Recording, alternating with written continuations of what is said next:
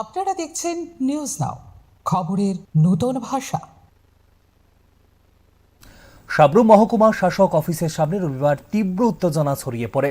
পূর্ব মহরিপুর, বুড়াতলী এবং শিলাছড়ি মনোবঙ্কুল কেন্দ্রের নির্বাচনী আধিকারিকরা ইভিএম নিয়ে এসডিএম অফিসে পৌঁছানোর সময় অশান্ত হয়ে ওঠে পরিস্থিতি।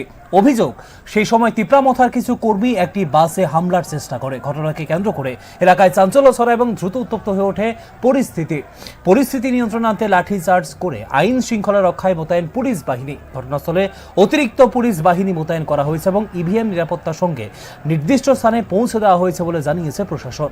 এই ঘটনাকে কেন্দ্র করে এখনও উত্তেজনা বিরাজ করছে সংশ্লিষ্ট এলাকায়।